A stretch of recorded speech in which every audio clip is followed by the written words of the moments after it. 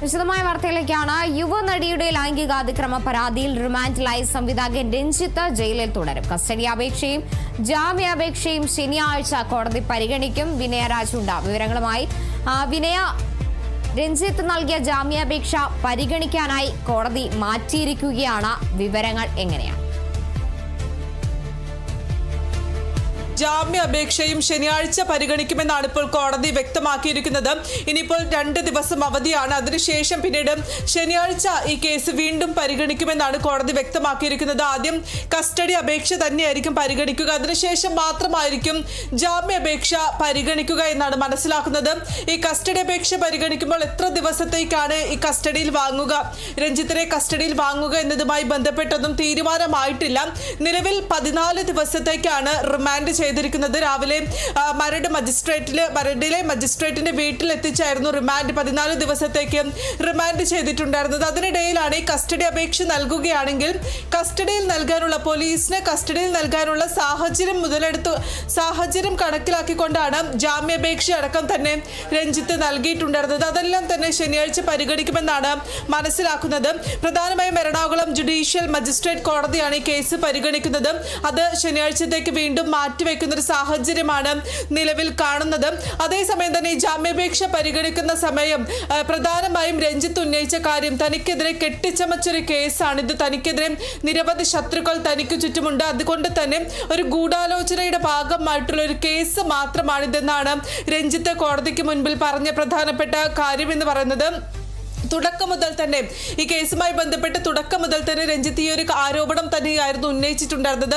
ഒരു ഗൂഢാലോചന, ആ ഗൂഢാലോചനയുടെ ഭാഗമായി ഉയർന്നു വന്ന ഒരു കേസ്, തനിക്കെതിരെ നിരവധി ശത്രുക്കൾ ചുറ്റുമുണ്ട്, അവർ കെട്ടിച്ചമച്ചൊരു കേസ് മാത്രമാണ് ഈ ഒരു ലൈംഗിക അതിക്രമ കേസ് എന്നായിരുന്നു രഞ്ജിത്ത് പ്രധാനമായും കോടതിയിലടക്കം ഉന്നയിച്ച പ്രധാനപ്പെട്ട കാര്യം. അതേസമയം തന്നെ ഇതിനെ അപ്പാടെ പ്രോസിക്യൂഷനെ ഇതിനെ എതിർക്കുന്ന ഒരു സാഹചര്യം ഉണ്ടായിരുന്നു. അതിൽ പ്രധാനമായും പ്രോസിക്യൂഷൻ ഉന്നയിച്ചിട്ടുണ്ടായിരുന്നത് രഞ്ജിത്ത് സ്ത്രീ സുരക്ഷയ്ക്ക് തന്നെ ഭീഷണിയാണ് എന്നൊരു കാര്യമായിരുന്നു പ്രോസിക്യൂഷൻ ഉന്നയിച്ചിട്ടുണ്ടായിരുന്ന പ്രധാനപ്പെട്ട കാര്യം എന്ന് പറയുന്നത്.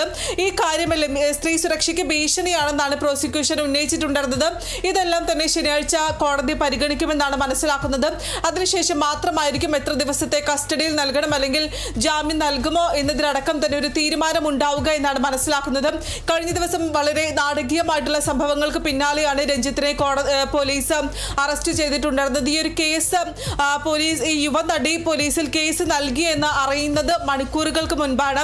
അതിന് പിന്നാലെയാണ് പിന്നീട് രഞ്ജിത്ത് ഒളിവിൽ പോകാൻ ശ്രമിച്ചിട്ടുണ്ടായിരുന്നതും അന്വേഷണ സംഘം രഞ്ജിത്തിനെ പിടികൂടുകയും ചെയ്തിട്ടുണ്ടായിരുന്നത്.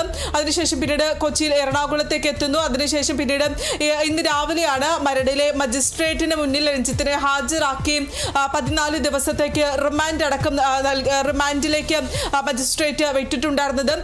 ഈ കഴിഞ്ഞ ജനുവരിയിലാണ് ഈ ഒരു കേസിന് ആസ്പദമായിട്ടുള്ള സംഭവം നടന്നത്. ഫോർട്ട് കൊച്ചിയിലെ ഒരു ഷൂട്ടിങ്ങിനിടയിലാണ് യുവനടിക്കെതിരെ മോശമായ രീതിയിൽ ലൈംഗിക അതിക്രമം നടത്തി എന്നൊരു പരാതി യുവനടി പോലീസിൽ നൽകിയിട്ടുണ്ടായിരുന്നത്. ഈ കാരവാനിലേക്ക് വിളിച്ചു വരുത്തി ലൈംഗിക അതിക്രമം നടത്തിയെന്നായിരുന്നു യുവനടി അന്വേഷണ സംഘത്തിന് മുൻപിൽ മൊഴി നൽകിയിട്ടുണ്ടായിരുന്നത്. അതിനുശേഷം പിന്നീട് പോലീസ് വളരെ രഹസ്യമായിട്ടുള്ള അന്വേഷണം അടക്കം നടത്തുന്ന ഒരു സാഹചര്യം. അതിന് പിന്നാലെയാണ് പിന്നീട് രഞ്ജിത്തിനെ അറസ്റ്റ് ചെയ്യുന്ന ഒരു നടപടിയിലേക്ക് അടക്കം തന്നെ കടന്നിട്ടുണ്ടായിരുന്നത്. ഈ ഒരു യുവനടി തനിക്കെതിരെ പരാതി നൽകിയിട്ടുണ്ട് എന്ന് രഞ്ജിത്ത് മനസ്സിലാക്കിയതിന് പിന്നാലെ തന്നെ പല ഉന്നത ഉദ്യോഗസ്ഥരെയും വിളിച്ച് കേസുമായി ബന്ധപ്പെട്ട് തന്നെ ഒഴിവാക്കണമെന്നൊരു ആവശ്യം മുന്നോട്ട് വെക്കുന്ന ഒരു സാഹചര്യം അടക്കമുണ്ടായിരുന്നു. പക്ഷേ ഇത് തിരഞ്ഞെടുപ്പ് കാലഘട്ടമാണ്. അതുകൊണ്ട് തന്നെ ഒരു വിട്ടുവീഴ്ചയ്ക്ക് പിന്നീട് അന്വേഷണ സംഘം തയ്യാറാകാത്ത ഒരു സാഹചര്യമായിരുന്നു കാണാൻ സാധിച്ചിട്ടുണ്ടായിരുന്നത്. ഈ കേസുമായി ബന്ധപ്പെട്ട് സാംസ്കാരിക മന്ത്രി അടക്കം വ്യക്തമാക്കിയതും ആരാണോ കുറ്റം ചെയ്തത് ആ കുറ്റക്കാർക്കെതിരെ കനത്ത നടപടിയെടുക്കും എന്ന് തന്നെയായിരുന്നു മന്ത്രി അടക്കം നേരത്തെ വ്യക്തമാക്കിയിട്ടുണ്ടായിരുന്ന ഒരു കാര്യം എന്ന് പറയുന്നത്. നേരത്തെ ഈ സാഹചര്യ തെളിവുകളടക്കം തന്നെ അന്വേഷണ സംഘം ശേഖരിക്കുന്ന ഒരു സാഹചര്യമുണ്ട്. അതായത് ഈ ഒരു യുവനടി പറഞ്ഞ ദിവസം, ആ ദിവസത്തിൽ രഞ്ജിത്ത് യുവനടിക്കൊപ്പം ഉണ്ടായിരുന്നുവെന്ന് അന്വേഷണ സംഘം കണ്ടെത്തിയിട്ടുണ്ട്. ഇനി കാരവാൻ അടക്കം തന്നെ പരിശോധിക്കേണ്ടതുണ്ട്. അതെല്ലാം തന്നെ രഞ്ജിത്തിനെ കസ്റ്റഡി ലഭിച്ച ശേഷം മാത്രമായിരിക്കും ഈ കാരവാനിൽ കൊണ്ടുപോയുള്ള പരിശോധനയും മറ്റും നടത്തുക എന്നാണ് പ്രധാനമായും മനസ്സിലാക്കുന്നത്. അതേസമയം തന്നെ യുവ നടി അന്വേഷണ സംഘത്തോട് വ്യക്തമാക്കിയിട്ടുണ്ടായിരുന്നത് തന്നെ ഈ ക്യാരവാനിലേക്ക് കൊണ്ടുപോകുന്ന സമയം പുറത്ത് ഒരു യുവതിയെ, ഒരു സ്ത്രീയെ നിർത്തിയിരുന്നു. ക്യാരവാനിലേക്ക് മറ്റ് ആരെയും കടത്തിവിടാതിരിക്കുന്നതിന് വേണ്ടി ഒരു സ്ത്രീയെ നിർത്തിയിരുന്നു എന്നടക്കമുള്ള കാര്യങ്ങൾ അന്വേഷണ സംഘത്തോട് വ്യക്തമാക്കിയിട്ടുണ്ടായിരുന്നു. പക്ഷെ അതിലൊന്നും തന്നെ ഇപ്പോഴും അന്വേഷണ സംഘം ഒരു വ്യക്തമായിട്ടുള്ള ഉത്തരം നൽകുന്നില്ല എന്നതും ഏറ്റവും ശ്രദ്ധേയമായിട്ടുള്ള കാര്യം തന്നെയാണ്. മറ്റൊന്ന്, ഈ ഒരു ഫെഫ്കെ സ്ഥാനത്തിന്റെ ഒരു അംഗമാണ് രഞ്ജിത്ത്. അതിൽ നിന്നെല്ലാം തന്നെ ഇപ്പോൾ രഞ്ജിത്തിനെ സസ്പെൻഡ് ചെയ്തിട്ടുണ്ട്. ഫെഫ്കയുടെ 2 പ്രധാനപ്പെട്ട യൂണിയനുകളിൽ അംഗമാണ് രഞ്ജിത്ത്. ആ 2 യൂണിയനുകളിൽ നിന്നും രഞ്ജിത്തിനെ ഇപ്പോൾ പുറത്താക്കിയതായും ഫെഫ്കയും അറിയിച്ചിട്ടുണ്ട്. ശരി, വ്യക്തമാണ്. വിനയാണ് വിവരങ്ങൾ നൽകിയത്.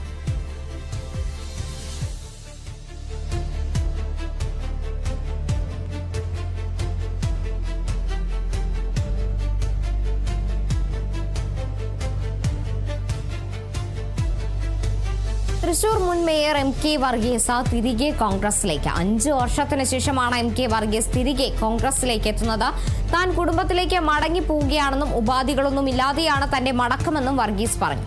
ഇത്തവണത്തെ തെരഞ്ഞെടുപ്പിൽ രാജൻ പല്ലൻ തൃശൂരിൽ വൻ ഭൂരിപക്ഷത്തോടെ ജയിക്കുമെന്നും തൃശൂരിൽ ഒരു മന്ത്രി ഉണ്ടാകുമെന്നും അദ്ദേഹം പറഞ്ഞു. തന്നെ കോൺഗ്രസിൽ നിന്ന് പുറത്താക്കിയതല്ല, അന്നത്തെ സാഹചര്യത്തിൽ സ്വതന്ത്രനായി മത്സരിച്ചതാണ്. ഇന്ന് സാഹചര്യം മാറി, നിരുപാധികമാണ് മടക്കമെന്നും അദ്ദേഹം വ്യക്തമാക്കി. തദ്ദേശ തെരഞ്ഞെടുപ്പിൽ കൗൺസിലർ സ്ഥാനം നിഷേധിച്ചതോടെയാണ് MK വർഗീസ് കോൺഗ്രസ് വിട്ട് സ്വതന്ത്രനായി മത്സരിച്ചത്. 5 കൊല്ലം ഇടതുമുന്നണിയുടെ മേയറായി.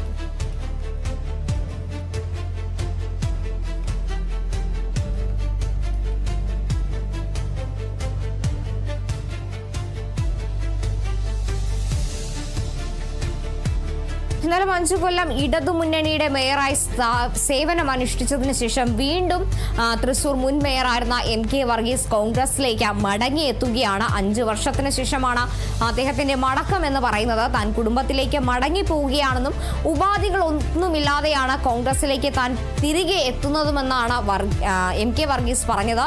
ഇത്തവണത്തെ തെരഞ്ഞെടുപ്പിൽ തൃശൂരിലെ സ്ഥാനാർത്ഥിയായ രാജൻ പല്ലൻ വൻ ഭൂരിപക്ഷത്തോടെ ജയിക്കുമെന്നും തൃശൂരിൽ നിന്ന് ഒരു മന്ത്രി ഉണ്ടാകുമെന്നും അദ്ദേഹം പറഞ്ഞിട്ടുണ്ട്. കോൺഗ്രസിൽ നിന്ന് തന്നെ നേരത്തെ പുറത്താക്കിയതായിരുന്നില്ല, അന്നത്തെ സാഹചര്യം മൂലം താൻ സ്വതന്ത്രനായി മത്സരിച്ചതാണ്. എന്നാൽ ഇന്ന് അതല്ല സാഹചര്യം. ആ ഒരു സാഹചര്യം കണക്കിലെടുത്താണ് താൻ വീണ്ടും കോൺഗ്രസിലേക്ക് അല്ലെങ്കിൽ തന്റെ കുടുംബത്തേക്ക് തിരിച്ചെത്തിയതെന്നാണ് അദ്ദേഹം പറയുന്നത്. നിരുപാധികമാണ് ഈ മടക്കമെന്നും അദ്ദേഹം സൂചിപ്പിക്കുന്നുണ്ട്. കഴിഞ്ഞ തദ്ദേശ തെരഞ്ഞെടുപ്പിലായിരുന്നു കൗൺസിലർ സ്ഥാനം നിഷേധിച്ചതോടെ MK വർഗീസ് കോൺഗ്രസ് വിട്ട് പിന്നീട് സ്വതന്ത്രനായി മത്സരിക്കുന്നത്. സ്വതന്ത്രനായി മത്സരിച്ച് ജയിച്ചതിനു ശേഷം 5 കൊല്ലം ഇടതുമുന്നണിയുടെ പിന്തുണയോടെ മേയറായിരുന്നു അദ്ദേഹം. അതിനുശേഷമാണ് 5 വർഷത്തെ ഇടവേളയ്ക്ക് ശേഷം വീണ്ടും MK വർഗീസ് കോൺഗ്രസിലേക്ക് തിരിച്ചെത്തുന്നത്.